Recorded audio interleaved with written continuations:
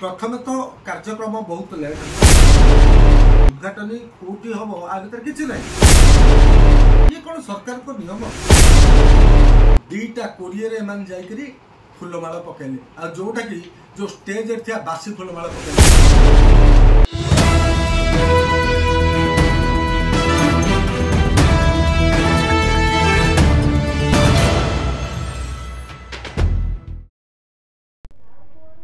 अलोड़ा हो गले कि जातिर पिता महात्मा गांधी। गंजाम जिला कोदला एनएसी अव्यवस्था भितर पालित हो जाइछि स्वायत्त शासन दिवस। एथिरे मुख्य अतिथि भावे जोग देइथिले मान्यवर आस्का सांसद श्रीमती अनिता शुभदर्शिनी, कवि सूर्यनगर विधायक श्रीजुक्त प्रताप चंद्र नायक जोग देइथिबा बेले आवाहक अध्यक्ष सूर्यनारायण नायक मध्य जोग देइथिले, किंतु समस्त काउंसिलर जोग देइ नथिले। तथापि कार्यक्रम अनुष्ठित होइथिला।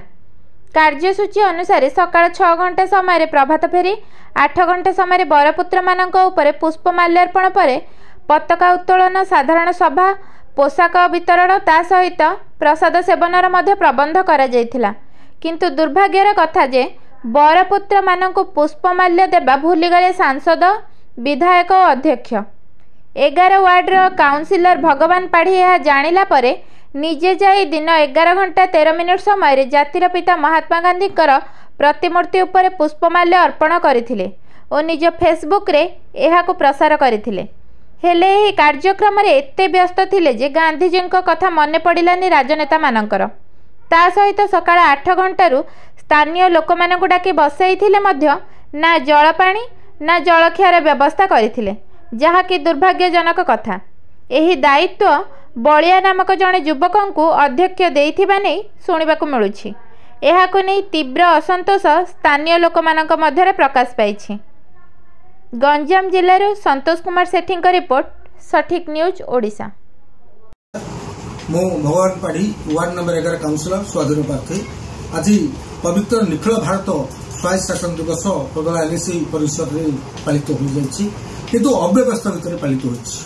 अव्यवस्था कहू गले मुझे कार्यसूची देखा देखु।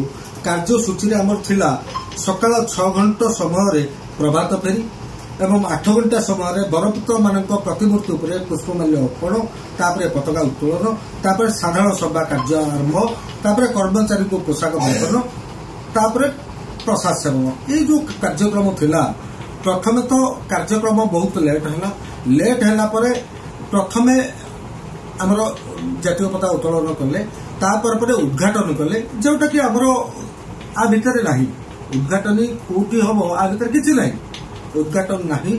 तापरे एमाने डायरेक्ट स्टेज को आसिले प्रोग्राम करिवे। ये कौन सरकार को नियम? आमे आमर जदि देखिबा कोदला गोटे महात्मा गांधी स्टेचू बहुत पुराणा अच्छी, जोटा कि अगस्ट 15 हो जनवरी 26 हो से प्रतिमूर्ति पुष्पमाल्य कलापर ही आम कौन कार्यानुष्ठान एत देखाई भूलीगले।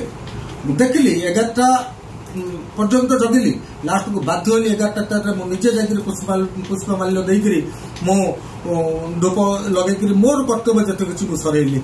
तापर जो ऑफिस को जलैली कि फेसबुक रे पकैली 2:20 एम जाकि फुलमाड़ पकड़े आ जोटा कि जो स्टेज थी बासी फुलमाड़ पकड़े। एमाने फुलमाड़ ना गोटे विधायक गोटे एमपी की पुष्पगुच्छ देवाई आग पाखे पैसा अच्छी, किंतु गोटे जातिर पिता महात्मा गांधी की फुलमाड़ देवाई ना। या घोर निंदा करुच्ची।